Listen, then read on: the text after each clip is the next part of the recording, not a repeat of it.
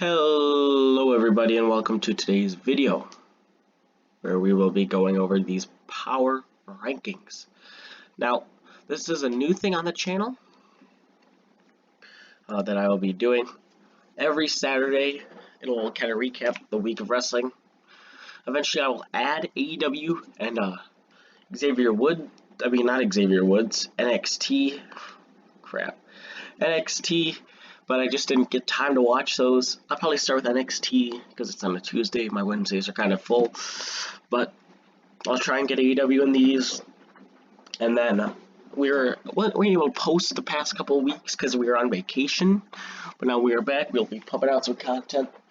Marvel Legends review will be coming out soon of the She-Hulk figure, so look forward to that. A couple Lego set reviews and a couple more videos. But let's get right into the video. My power rankings.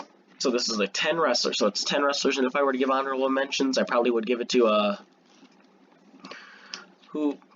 probably Davey Boy Smith, who was on a dark match. I don't know if he's fully coming back, but I hope he does. But that'd be my honorable mention, Davey Boy Smith Jr., who had a dark match on SmackDown.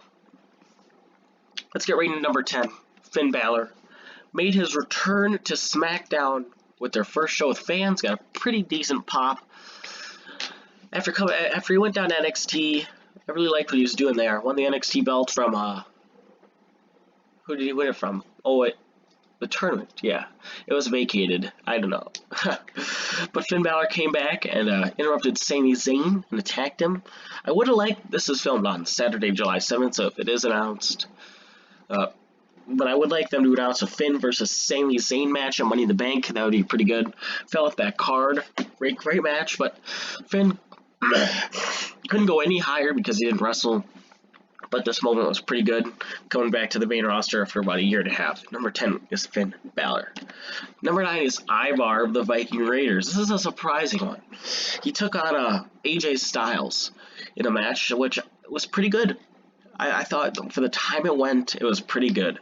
And having Ivar win and beating AJ Styles, a Grand Slam champion, two-time WWE champion, was surprising. I thought AJ would win.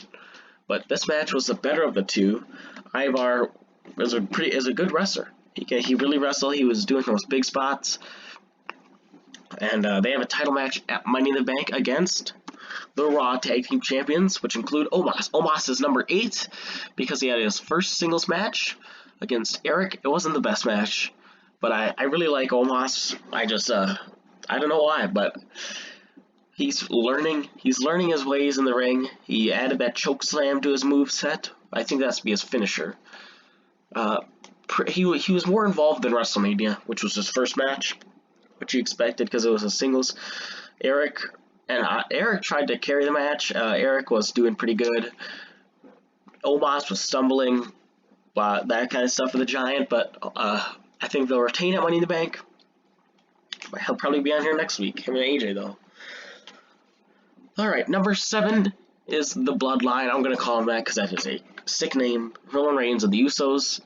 Can't go any higher because I just can't put him there. But they won the 6-man tag team match. First match with fans. Roman, they're boosted here because Roman is the Universal Champion, and the Usos beat the SmackDown Tag Team Champions, who they have a match against at Money in the Bank, which I think will probably end in a no countout or DQ to set up the SummerSlam big match.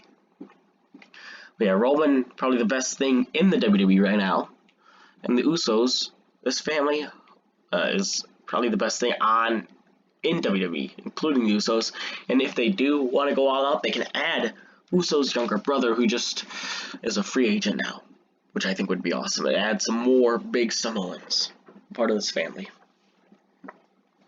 Number 6 is Ricochet. Ricochet won that Money in the Bank qualifier a couple weeks ago against AJ, and ever since has been in this mini feud with John Morrison, and these matches have been really awesome. First one ended in a count out, the other one was I think the first one was the double count out. The second one was the count out for John Morrison to win. And they had this false count anywhere match, and this was probably one of the best Raw matches I've seen in a while. Ricochet and John Morrison were doing really good. Ricochet hit that 450 splash off the ring barricade, which was pretty nice. Not that much. I don't think there was much weapons besides that. but they went to Gorilla and wrestled for a little, came back, big high flying spots, and the finish came when he jumped off the top rope, through a ladder, onto John Morrison, through a ladder, and Ricochet is on here. He's really gaining steam going into Money in the Bank. He's probably not going to win, but he's here. Number 5 is Knox and Blackheart. They debuted on SmackDown last week and beat the Women's Tag Team Champions. And this week, they had a number 1 contendership match that if they won, they'll get a title match later down the line. And they did win. Now, I do like the way that they're pushing these two. Way to boost the tag team division. These guys could, well, probably win the tag belts if I was booking it. But they could be higher. They beat the tag team champions twice, but Liv Morgan and Zelina Vega were kind of the reason they won. They were fighting each other outside the ring. Came in the ring, and Knox and Blackheart were able to, I think it was Tegan Knox who rolled up Natalya. Yeah, it was Natalya. But it was pretty good. But the action in this match was pretty decent, actually.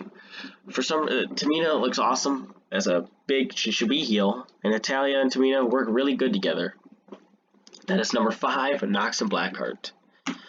Number 4 is Seth Rollins, qualified for the Money in the Bank last week, and this week he's up here because he won the Fatal 4-Way against Big E, King Nakamura, and Kevin Owens. First he said he wasn't going to compete, and he ate that big spear from Big E to the outside. This Fatal 4-Way is awesome. Good way to end SmackDown.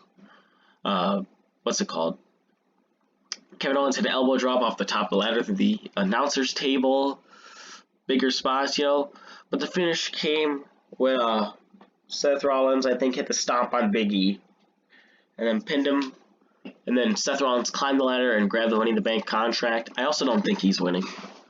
I think Matt Riddle will win.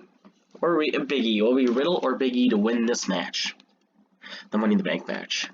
Number 3 is Nikki, almost a superhero, Nikki Ash. She also won a Fatal 4-Way. I just thought hers was bigger because she hasn't won any belts except for the Women's Tag belt. So her winning this Fatal 4-Way against 2-time SmackDown Women's Champion Naomi.